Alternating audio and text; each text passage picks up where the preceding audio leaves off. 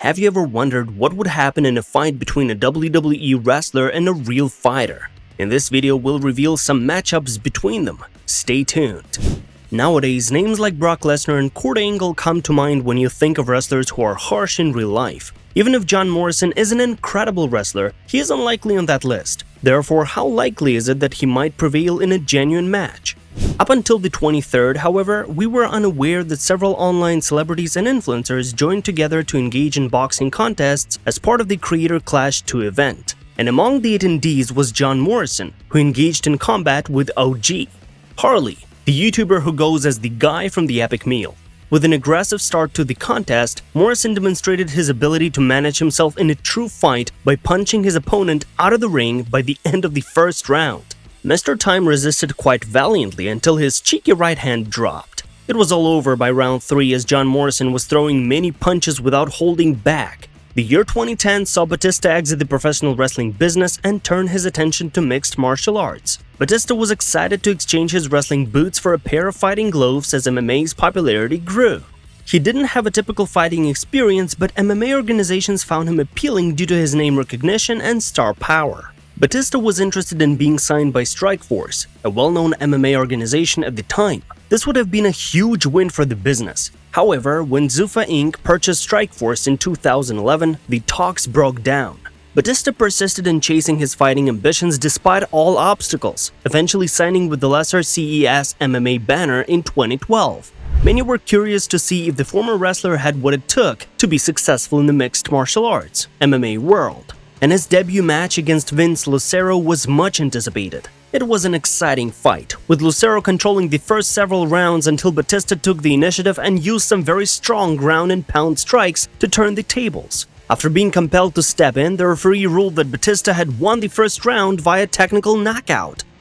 Although the former WWE star made a strong debut in combat sports, he was never seen fighting in a cage ever again. Now, the following fight was so vicious that it ended the career of a person. The WWE held actual matches in 1998, something they had never done before. Every week, wrestlers would put on boxing gloves and engage in spontaneous confrontations, dubbed the Brawl for All. Wrestlers are undoubtedly tough and strong, but when people went from staged contests to actual battles, it just caused mayhem as everyone searched for the left hand when, in reality, they were seeking for the right one. Is the right hand? The WWE executives wanted to utilize the Brawl for All to give wrestler Steve Williams a significant boost by having him win the tournament, despite the fact that it wasn't pre-planned and was just intended to be a 16-man match. The only thing, however, the higher-ups overlooked was the fact that it's impossible to determine who wins and loses in a real battle. As a result, Steve Williams was eliminated in the second round. Bart Gunn emerged victorious from the Brawl for All competition, having defeated Steve Williams in the process. Officials from WWE took exception to this and made the decision to end Bart Gunn's career, both literally and figuratively. Bart Gunn, who had won the competition, was sent home and didn't appear on television for months. WWE, however, devised a scheme to punish him through the Brawl winner. WWE pitted Bart against Butterbean, a professional boxer. After the WWE wrestler was knocked down in less than 20 seconds, this occurred. Alright, that's it. 27 seconds remain. It is finished. Shortly after being knocked unconscious by a professional boxer, Bart Gunn was let go by WWE. Gunn's career in professional wrestling came to an end, and he had retired by 2006. Years had passed before CM Punk made the decision to leave the WWE and pro wrestling after the 2014 Royal Rumble. He famously told Vince McMahon that he was leaving the event because he didn't like his position in the company. There was a CM Punk sweepstakes at UFC Fight Night 82 in February 2016. With the possibility of the winner facing the former professional wrestler later in that year, viewers saw a 1-0 fighter take on a 0-0 opponent in the early preliminary bouts. Mike Jackson was submitted in the opening round by Mikey Gall, who handled him quickly. After winning, Punk went into the cage and the two exchanged words in a stare-down. In September of 2016, CM Punk made his professional debut at UFC 203. Surprisingly, the fight was one of the most anticipated on the card and contributed significantly to the event's success on pay-per-view. Gall and Punk exchanged words during the weigh-ins because the young guy had spoken a lot of nonsense during the build-up. Mikey Gall proved that he could back up his insults, which is precisely why he was talking trash before the bout. Within seconds, Gall had Punk down and had attacked him on the floor. He submitted in the first round to win the fight fast. A second chance to compete in the octagon came for CM Punk over 2 years after his initial fight. Although it was a contentious decision, Dana White chose to give him another chance against a more experienced opponent, so they brought back the previously stated 0-1 Mike Jackson. The two combatants that started the PPV with a 0-1 record must be a record of some kind.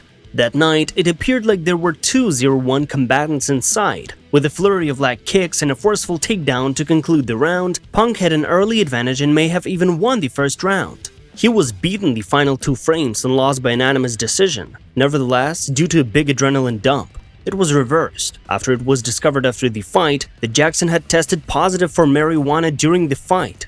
WWE created the reality TV series Tough Enough in the early 2000s with the goal of training ordinary people to become wrestlers. Participants would be eliminated one by one until only 2 winners would receive WWE contracts. This was the major flaw that WWE did not anticipate. During one season of the show, an MMA fighter named Daniel Puder tried out and was selected. At first, this seemed like a smart idea because many legitimate MMA fighters have successfully transitioned to WWE, but that was not the case at all.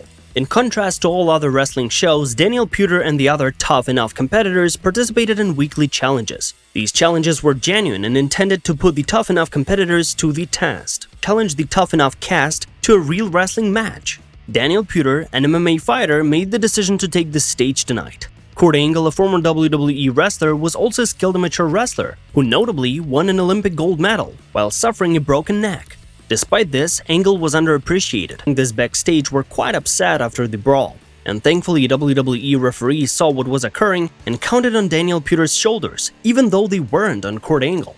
Daniel turned out to be tough enough, and when the locker room got an opportunity to execute revenge, they did it. Puder was one of the early participants in the 2005 Royal Rumble. Unfortunately, he found himself in the ring with a handful of veteran WWE wrestlers, and they made sure to teach Puder a lesson.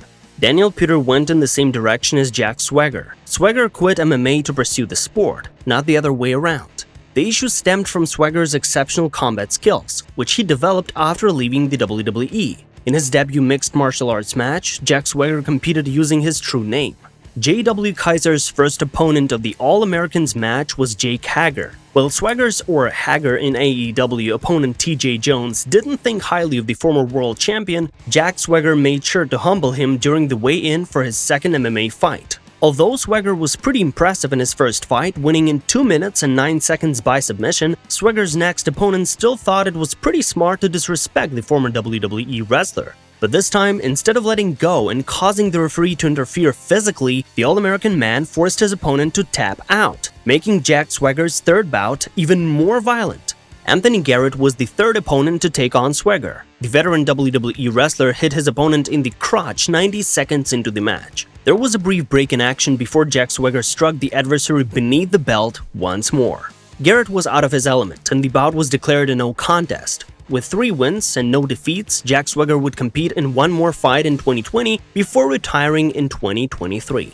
Within the WWE, Braun Strowman is among the strongest wrestlers. The man has completely flipped over vehicles. But does Braun actually possess the strength that WWE says he does? The Monsterman guys were put to the test. Devon Larratt, the top arm wrestler in North America, challenged him to an arm wrestle-off. Strowman took Larratt by surprise and had to fight all the way but won at the beginning. But before his palm could even touch the table, Devon Larratt suddenly released his grip.